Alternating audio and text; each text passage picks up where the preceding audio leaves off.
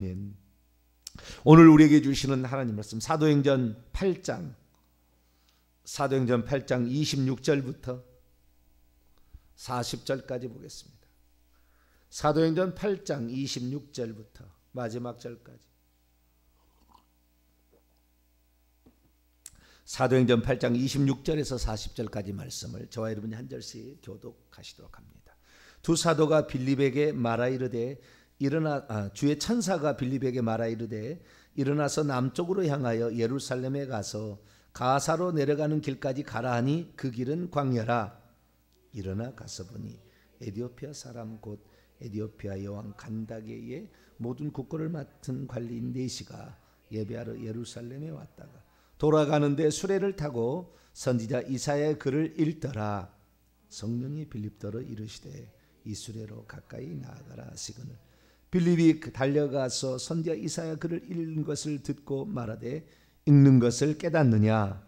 대답하되 지도해 주는 사람이 없으니 어찌 깨달을 수 있느냐 하고 빌립을 청하여 수레에 올라 같이 앉으라 하니라. 읽는 성경 구절은 이것이니 일렀으되 그가 도살자에게로 가는 양과 같이 끌려갔고 털 깎는 자 앞에 있는 어린 양같이 조용함같이 그의 입을 열지 아니하였도다. 그가 굴욕을 당했을 때 공정한 재판도 받지 못하였으니 누가 그의 세대를 말하리요?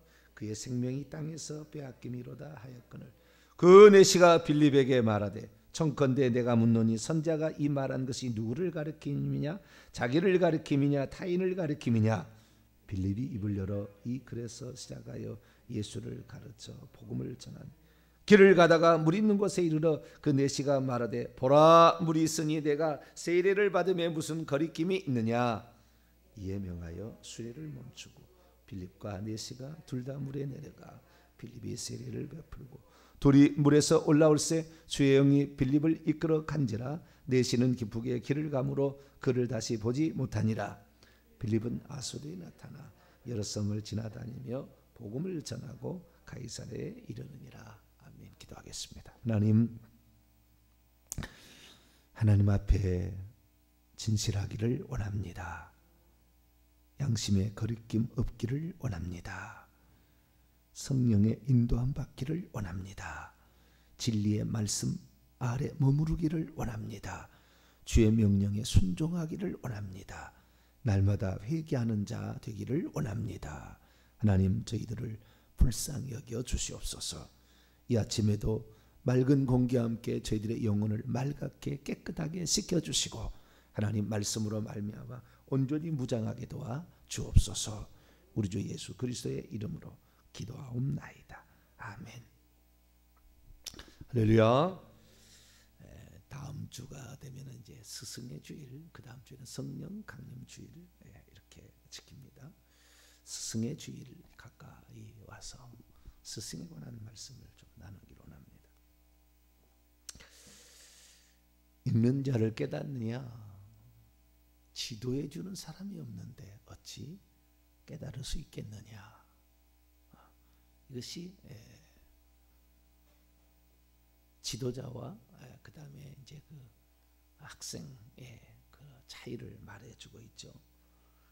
참으로 열성이 있는 사람입니다. 예루살렘에 아마 오순절을 지키러 왔다 가는 것 같은데 절기를 지키러 간 네시. 에디오피아의 여왕, 에디오피아는 여왕이 나라를 다스리는 그런 독특한 국가죠. 그 시바 여왕 기억하시죠? 이 여자가 대대로 한 500년 이상 이렇게 지금 여왕으로서 이렇게 하고 있는데 그 에디오피아 여왕을 간다게라고 부릅니다. 간다게. 그러니까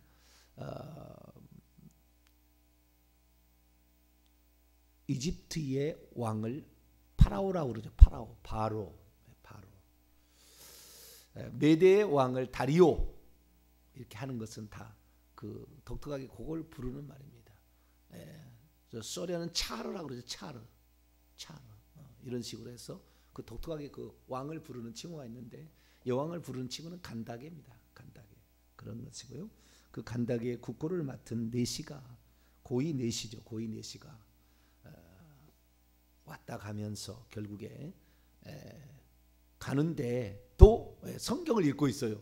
그것도 두루마리 이사야 성경을 읽고 있죠. 대단한 사람입니다. 대단한 사람.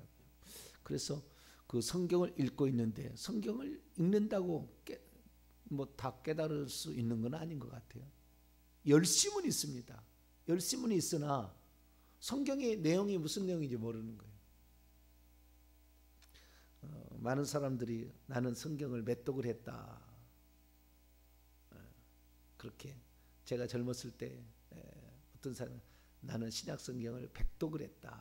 그런 사람을 봤는데 그 사람이 가르치는 걸 지금 돌아보면요 순전영털이에요. 성경을 깨닫는 거 보면 순전영털이. 그런데도 자랑을 하는 거예요. 성경을 많이 보아서 물론 안 읽은 것보다 훨씬 낫겠죠. 그 정도 열심히 있으니까. 그런데 어떻게 하면은 영적 지도자가 되냐 이거죠. 나는 100독 했고 나는 목사 된 20년 되어서 나는 영적 지도자냐? 그렇게 다 말할 수는 없는 거죠. 그래서 많이 이 사람 열심히 참 있어요. 돌아가는데 가는 데는 좀 떨리는 마음으로 준비한다는 마음으로 성경도 읽고 그러는데 이제 다 할 거 했잖아요. 절기 잘 지켰잖아요. 그래 홀가분하게 가야 되잖아요. 그런데 가는데도 또 성경을 읽고 있다 그 말이에요. 이거 보통 열심이 아니에요. 근데요 열심을 내면은 하나님이 기회는 좋아요. 게을러 터진 것보다는 훨씬 낫습니다. 착하고 충성된 종, 부지런한 종, 할렐루야. 그런 종에게 하나님 확실히 더 이렇게 찾게 해줍니다. 기도할 수 있고 하는데도 안 나오면은 은혜를 못 받게 돼 있어요. 그 현장에 가야 집중해서 듣지. 뭐 이렇게 물론 핸드폰을 듣는 사람도 있긴 있겠지만 그러나 필요한 사람은 듣습니다. 필요한 사람. 그러나 그것이 필요성이 느끼지 못한 사람은 듣지 않아요.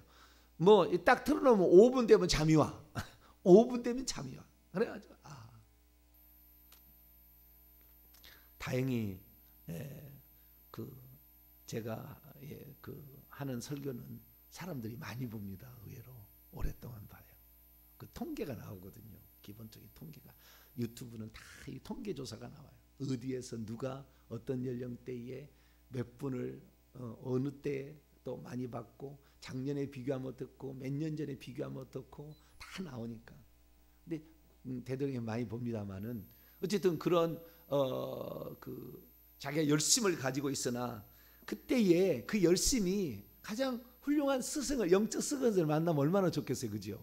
그 열심이 있는데 그 열심이 사도 바울이 되기 전에 사울은 그 열심을 구약성이 얼마나 열심히 봤습니까? 율법으로는 흠이 없었지 않습니까? 최고의 가말리엘 수하에서 최고의 랍비가 되어서 심지어 대제사장까지 마음에 들기 위해서 그들을 대제사장을 위하여서 공문을 받아다가 기독교인들을 핍박하는데 앞장섰으니 자기는 율법에 도통했다고 생각했지만 그리스도인들을 잡아 죽이는 가장 나쁜 일을 하면서도 가장 거룩한 일을 감당하고 있다 이렇게 생각할 수 있다 그 말이죠. 나는 종교 개혁자인데 나처럼 훌륭한 사람이 어디 있냐 하면서 가장 잔인한 짓을 저지르면서도 합당하게 생각하는 사람이 있다 그 말이에요. 그럼 어떻게 해야 영적 스승이 끝까지 될 수 있는가? 우리는 어떤 영적 스승이 되도록 우리 평신도 입장에서는 우리의 목사님이 어떠한 영적 스승이 될 수 있도록 기도해야 되는 것인가? 이런 거죠. 성도 입장에서는 훌륭한 영적 스승을 모시고 있다는 것이 가장 큰 행복이요 기쁨이고 뿐만 아니라 그러한 이 성도들을 향하여 끊임없이 하나님께 묻고 정말 하나님이 기뻐하시는 지도자로서 그 일을 감당하고 부끄럽지 않는 말과 부끄럽지 않는 행동으로 앞으로 인도하는 그런 지도자를 한다면 둘 다 서로 윈윈하여서 천국에 들어가고 상급받는 성도가 되지 않겠습니까? 그래서 우리는 성도로서는 어떤 우리의 지도자가 되기를 기도하고 또한 목회자는 어떠한 목회자가 되어서 성도들을 바르게 양육해서 한 생명이라도 잘못되게 되면은 연자맷돌을 목에 걸고 빠져 죽으리라는 각오로 그렇게 섬길 수 있는 그런 지도자가 될 수 있느냐, 이 부분을 오늘 성경은 말하고 있는데 세 가지로 요약해 볼 수 있습니다. 영적 지도자의 세 가지 조건.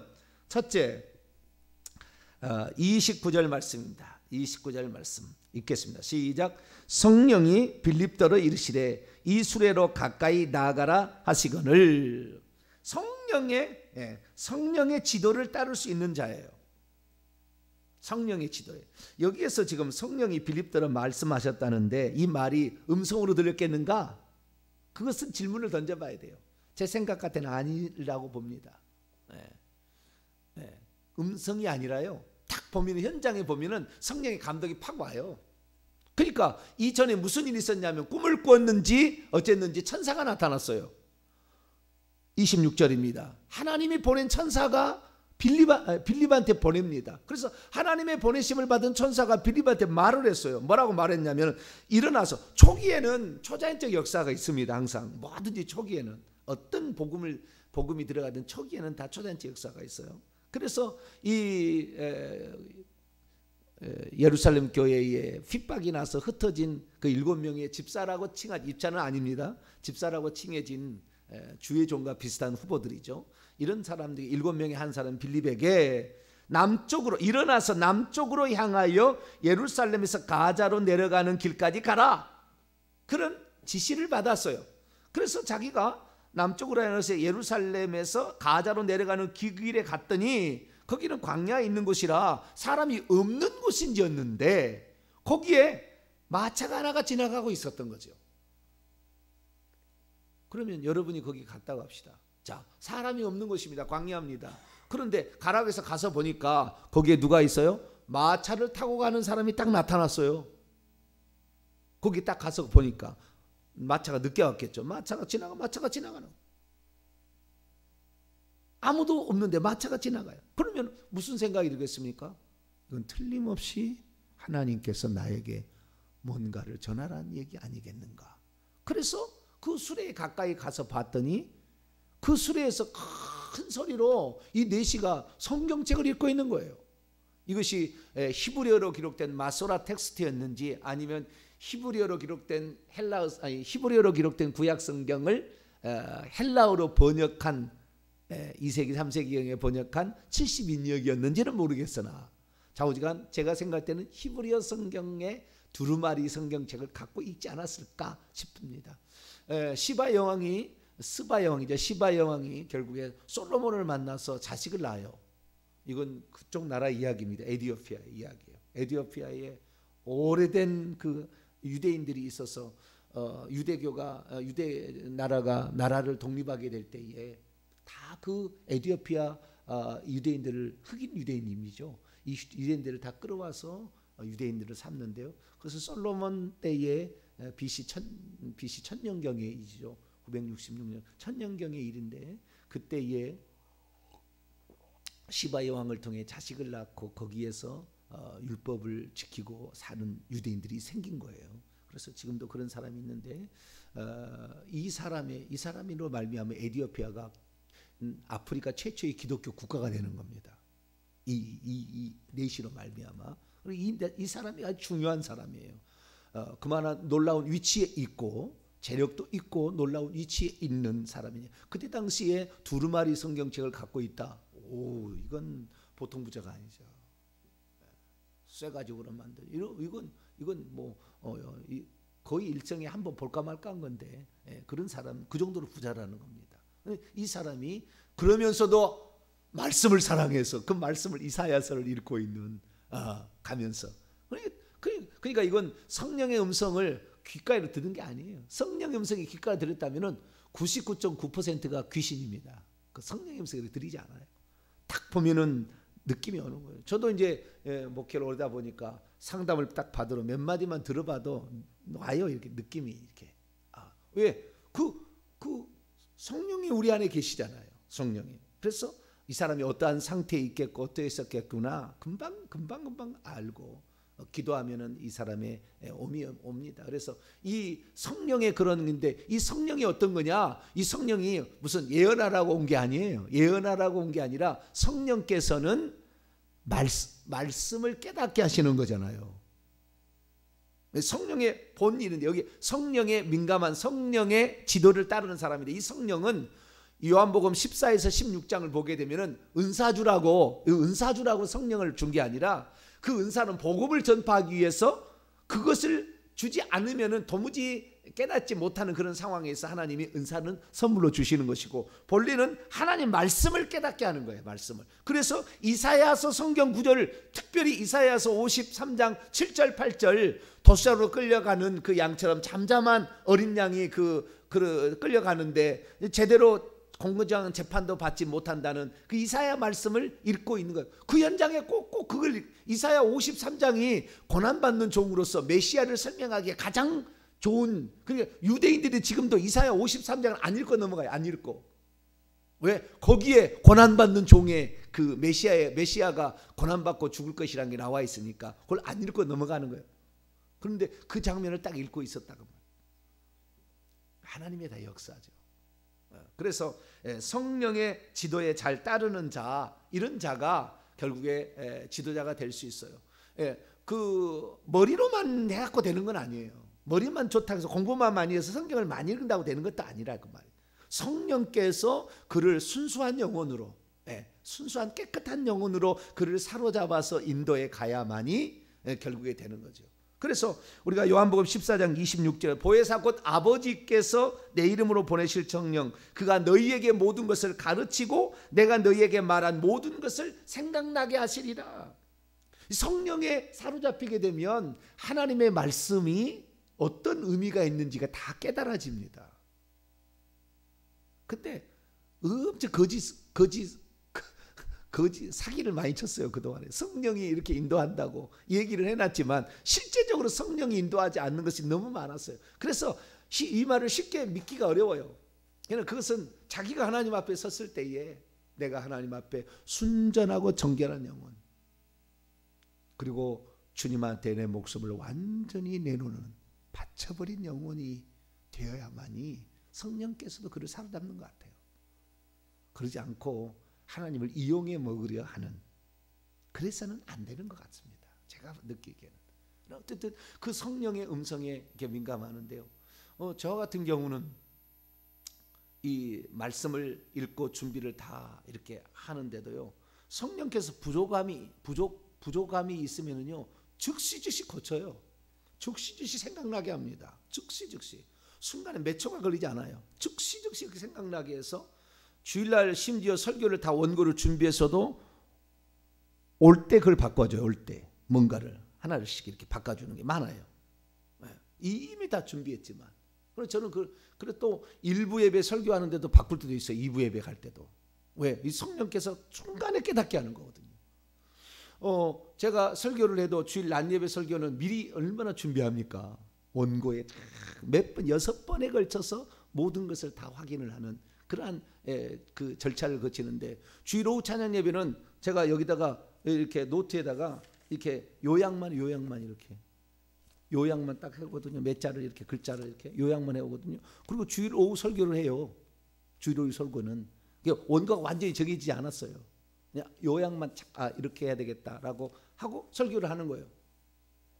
그런데 지난 주에도 그 제가 설교를 하는데 하나님 우리 아버지 그 설교를 하면서 아버지에 관한 경륜에 관한 그런 얘기를 했는데 주일오후 찬양 예배 진주가 그러는 거예요. 우리 청년회장이 목사님 온라인 예배를 드리는데 주일 낮 예배를 듣게 할까요? 주일 오후 찬양 예배를 듣게 할까요?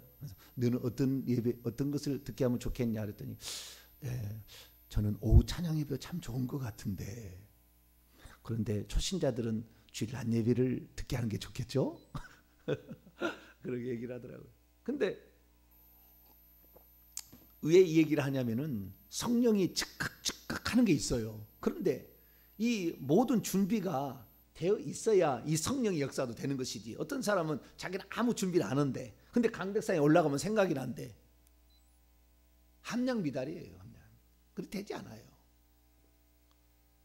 얼마나 많은 시간을 하다가 결국에 그 성경 말씀을 전함으로 성령의 깨닫게 조립을 시켜준다니까요. 그런 설교도 있어요. 그래서 성령에 대해서 성령 그냥 원고를 준비해 버리면은 이 원고대로 해야 되니까 왜 여기다 막 글자가 올라가야 되잖아요. 주일 낮 예배는 같이 보여준 말을 중간에 바꿔버려 가지고 없는 걸 말하면 준비 안 된 것처럼 돼 버리니까 다 여기다 하다 보니 그래서 주일 오후 찬양하면 일부러 제가 그걸 아예 성경 구절도 여기다 안 올려버릴 때가 있다고요. 네. 왜? 자유롭게 성령께서 그 시에 주시는 말씀으로 말씀하실 수 있도록. 그러나 그렇게 말하기까지는 엄청난 양의 그 필요한 많은 것들이 있죠. 기도와 말씀 연구와 이런 것들이 있어야 나오는 거죠. 그러나 그것도 없이 그냥 그렇게 한다는 사람은 몇 번을 할 수 있겠죠. 몇 번은. 그러나 계속 그렇게 할 수는 없어요. 안 나오는 겁니다. 매주마다 신선한 새로운 설교를 낼 수 있느냐? 남들 짜집게 하는 것이 많지 쉽지 않아요. 그런데 성령의 항상 성령의 말씀을 민감해서 순수하고 깨끗한 영혼으로 내가 내 이 세상에 살아서 주님을 위해서 내 목숨을 바치고 내 목소리나 내 모든 것을 바치리라 생각하며 헌신하게 될 때 성령께서 순간순간 깨닫게 하는 것이 많습니다. 그래서 저도 이런 성령이 깨닫게 하시는데 성령이 빌립에게 딱 볼 때 성령이 성령께서 이렇게 말씀하시는구나 하고 가지 않았을까 싶습니다. 그래서 가서 보니까 이런 일이 있습니다. 두 번째 훌륭한 영적 지도자 첫째 조건은 성령의 음성에 순종할 줄 알고 그 다음에 빨리 민감해서 그걸 찾아가야 되는데 그 정도로 되려면 죄악에 휩싸이는 사람은 안 됩니다. 그 성령이 민감이 안 되는 거예요. 타락한 영이 나오는 거예요. 타락한 귀신이 중간에 역사해서 결국에 거짓 끝으로 가는 거예요. 그래서 언제나 순수한 영혼이 될 수 있도록 지도자는 강력하게 하나님께 무릎을 꿇어야 되고 주의 말씀이라면은 내가 전하는 거 성도가 이 말씀을 듣고 떨어져 나간다 할지라도 나는 당신에게 설교 안 듣고 싶소 이렇게 간다 할지라도 이것이 하나님 말씀이라면 전할 수 있는 그런 목숨 걸고 이게 하는 그러한 그 의지가 있어야 되는 거죠. 성령의 인도를 받아야 된다. 그래서 우리가 성령의 인도를 따라가는 자 이런 자가 바로 훌륭한 영적 지도자가 될 수 있겠습니다. 두 번째는 성경을 해석해 줄 수 있는 자예요. 성경 말씀을 잘 해석해. 성경 말씀을 해석을 못 해주면 이건 그 훌륭한 영적 스승이 될 수 없어요. 여기에 이사야 말씀인데 이사야 말씀을 가지고서 이 35절 빌립이 입을 열어 이 글에서 시작하여 예수를 가르쳐 복음을 전했다. 그래 보니까 이 글에서 그 말씀을 알고 있었다는 거 아니에요. 잘 들었다는 거 아닙니까? 그래서 이 말씀이 누구를 의미하는 걸 알았다는 거 아닙니까? 그래서 성경을 잘 이렇게 지도할 수 있는 자, 해석해 줄 수 있는 자, 이런 자가 영적 지도자가 됩니다. 그냥 성경하고 관련 없는 세상 이야기 그리고 교훈 하나 딱 던져주는 설교가 대부분입니다. 오늘날에 보면은 세상 돌아가는 예화에다가 성경 말씀 딱 던져주는 것으로. 그러지 그런 사람들은 특징이 뭐냐면은 설교를 들어도 적을 것이 없어요. 감동은 되고 은혜는 된다고 그래요. 그런데 남는 것은 없습니다. 우리에게는 영원히 남는 것은 말씀입니다. 할렐루야. 이것에 대한 정확한 이해와 이것을 설명해 줄 수 있어야지. 이게 아닌 다른 세상에 돌아가는 감동적인 이야기면 그때 막 눈물을 흘립니다. 초신자는 좋은 것 같아요. 그런 것은 좀 해줘야 될 것 같아요. 그런데 그것이 계속해서 사람을 사로잡아야 되면 이것은 이미 포장된 양념 통닭을 계속 갖다 주는 거. 양념 통닭을 먹이는 것이 아니라 양념 통닭만 맨날 먹고 있는 것인데 그 통닭을 정말 맛있게 다루면서 요리하는 게 안 됩니다. 그래서 그 맛에 취해서 그 맛에 그냥 있는 것인데 영적으로 성장하지 않아요.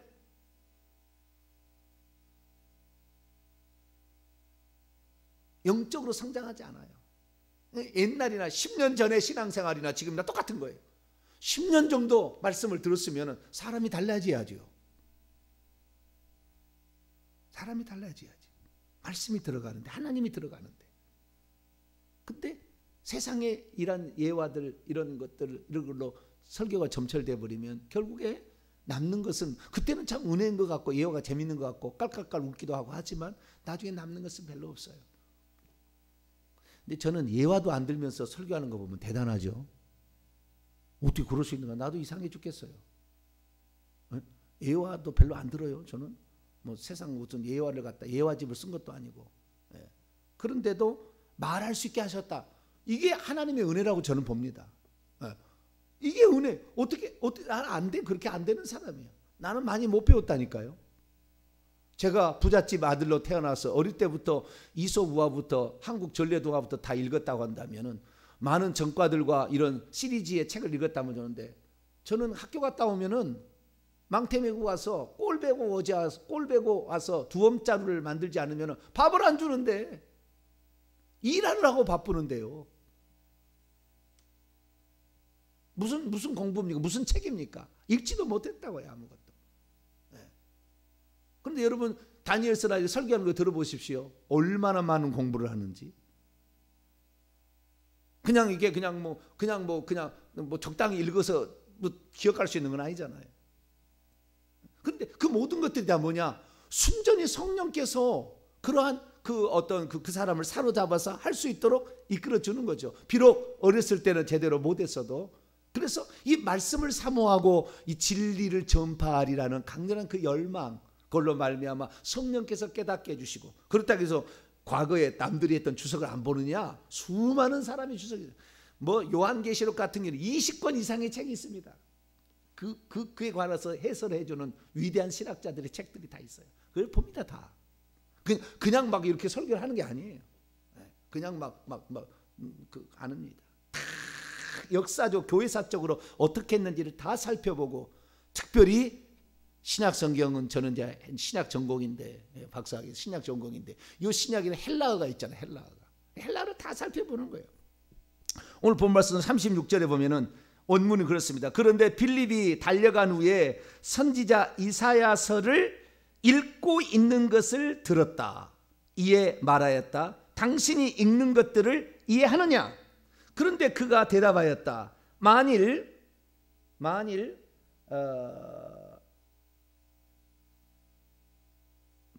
아무도 나를 인도하지 아니한다면, 내가 어떻게 참으로 깨달을 수 있겠느냐? 이게 원문의 뜻이에요. 훨씬 더 이제 그 원문을 다 찾아보게 되면 그 뜻을 훨씬 더 확실히 알 수가 있죠. 그래서 이러한 영적 스승이 되려면 말씀이 하나님이고, 이 말씀이 이것이 우리의 좌표니까, 이런 것에 대해서 본문에 대한 분명한 이러한 공부를 할 수 있는 사람이 좋겠죠. 세 번째는 가장 중요한 겁니다. 이게 가장 중요한 35절인데요. 빌립이 입을 열어 이 글에 시작하여 예수를 가르쳐 복음을 전하니. 성경을 통하여 예수를 증언할 수 있어야 돼요. 어디에 본문을 취하더라도 예수님이 누군지를 얘기를 할 수 있어요. 요한복음 5장 39절, 성경이 곧 내게 대하여 말씀하시는 것이라. 예수님께서 너희가 성경에서 영생을 얻는 줄 생각하고 성경을 상고하니 연구하거니와 이 성경이 곧 내게 대하여 증언하라. 빌립은 분명하게 뭘 전했는데, 그 이사야 말씀이 이사야로 끝나는 게 아니라 이사야 말씀을 통하여 예수 그리스도가 누군지를 딱 찾아서 들려줬다고 해요.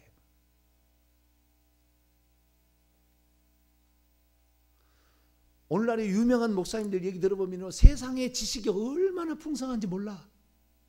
유창한 말로 그 말 하나 틀린 말이 없어. 그냥 유창하게 확 연설하는데 보지도 않고 착해. 근데 그 안에 예수님이 빠져요. 그 사람이 많이 배운 유식한 티가 나. 아, 저 사람은 공부를 많이 했겠구나. 유식한 티가 나는데 예수가 빠지는, 예수님. 한 분 하나님이 거기에 빠지는 거예요. 그러면은 그 설교, 좋은 설교라고 할 수 있겠고, 그 어떤 메시지, 좋은 메시지, 그걸 할 수 있겠지만, 그러나 결국에 예수 그리스도가 중심이 되지 않으면 전부 뭡니까? 나 공부 많이 했다, 나 공부 많이 했어, 나 공부 많이 한 거 좀 알겠니? 뭐 이런 거예요. 그래서 나는 가방끈이 짧으니까 저 목사님이 나보다 훨씬 더 공부를 많이 하고 유식한 것 같은데, 야 훌륭해, 우리 목사님 훌륭해, 그리고 따라가고 있는 거예요 지금. 예수님이 누군지를 그대없이 예수님이 누군지를 증언, 어떤 본문을 취하더라도 예수님이 누군지를 계속해서 얘기를 해야 된다. 예수님, 성령님, 하나님, 충분히 그 얘기를 계속할 수 있어야 된다.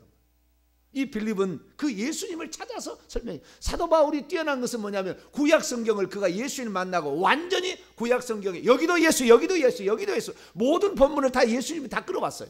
그래서 예수님의 이것이 예표다. 예표론적인 설교를 처음 한 사람이에요. 그래서 그 예표를 다 설명을 해주면 이것이 메시아의 예표다. 이것이 메시아의 예표다. 그래서 우리가 구약 성경을 읽을 때 그 사도 바울이 해석해 준 관점을 가지고 우리가 성경을 읽는 것이죠. 그래서 우리가 지도자가 될 때는요, 성령에 순전히 사로잡힐 수 있는 자신의 영적인 상태를 항상 유지해야 되고, 성경 말씀을 연구하는 준비, 그 다음에 자세, 시간, 노력 있어야 되고, 그리고 모든 성경에서 예수님을 찾아서 증언해 줄 수 있는 사람, 이런 사람이 훌륭한 영적 지도자가 될 수 있고, 성도 입장에서는 그런 지도자가 될 수 있도록 우리 목사님은 성령을 속이고 그렇게 하는 게 아니라 성령과 같이 가는 순수하고 정결한 영혼으로서 진실의 영혼을 사랑하는 성령과 하나 되는 사람이 되게 해 주옵소서. 말씀을 더 연구하고 말씀을 더 사랑하고 아껴서, 또 사람 눈치 보고 설교하지 말고 말씀에 나와 있는 대로 그냥 그대로 설교할 수 있는 그러한 지도자가 될 수 있도록, 마지막으로 모든 것에서 우리의 구원자 되신 예수 그리스도가 우리에게 나오지 않았다면, 예수 그리스도가 우리에게 오지 않았다면 하나님은 어떻게 알았겠어요? 구약처럼 알고 무서워서 두렵고 떨다가 죽어갔을 것인데, 예수 그리스도께서 오심으로 말미암아 우리의 연약함을 이해해 주시고 동정해 주실 뿐만 아니라, 예수님께서 요한복음 다 읽어보면 아버지께서 나에게 들려주신 말씀만 한다. 그런데 거꾸로 또 내가 보혜사 성령을 보는데 그가 스스로 말하지 아니하고 듣는 것을 말하리라. 예수님이 또 하신 말, 한 분 하나님이 일하시는 거예요. 근데 어떤 신학자는 예수님이 구약에 하나님의 아들로 있다가 왔다고, 하나님의 아들이 육신 입었다, 이렇게까지 얘기해버려요. 새 신으로 만들어 계속.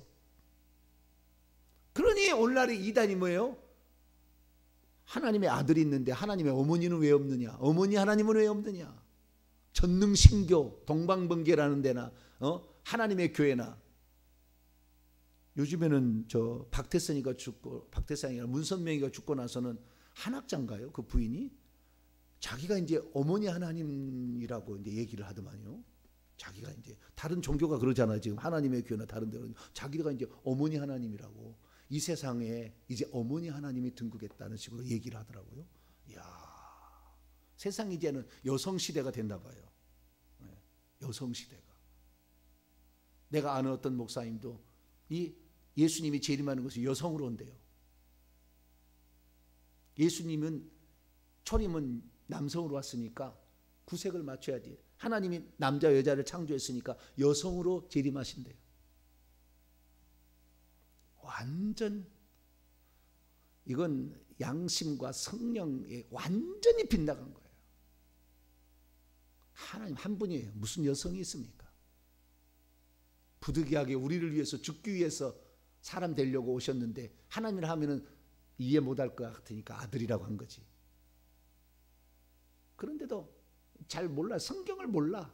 그러니까 엉뚱한 얘기를 합니다. 우리는 성경에 있는 그대로 말할 수 있는 순수한 그러한, 그리고 영혼을 사랑하고 예수님을 사랑하고 예수님을 증언할 수 있는 지도자가 될 수 있도록 여러분들 많이 기도해 주셔서 우리에게 이러한 영적인 커뮤니케이션이 계속 일어남으로 더욱더 성장하고 성숙해서 하나님 나라에 가까운 그런 사람 되기를 축원합니다. 거룩하신 하나님 감사합니다. 얼마나 우리가 부족한지 날마다 무릎 꿇게 도와주시고 겸손함으로 하나님께 나오게 하시며 들은 말씀 순종하게 해달라고 기도하면서, 또한 말씀을 증언하는 주의 종을 위해서 간절히 기도하면서 우리가 이 마지막 때에 살아가는 그러한 믿음의 사람들 되게 하여 주시고, 행여나 좌우로 치우쳐서 엉뚱한 것에 쫓아다 일평생에 헛군데 허비하지 않게 하시고, 오직 예수 그리스도 그분만이 구원자요, 그분이 한 분 하나님인 것을, 그분을 통하여서만 구원을 받는 것을 우리가 증언하고 또 증언받을 수 있도록 주의 종들을 붙들어 주옵소서. 우리 주 예수 그리스도의 이름으로 기도하옵나이다.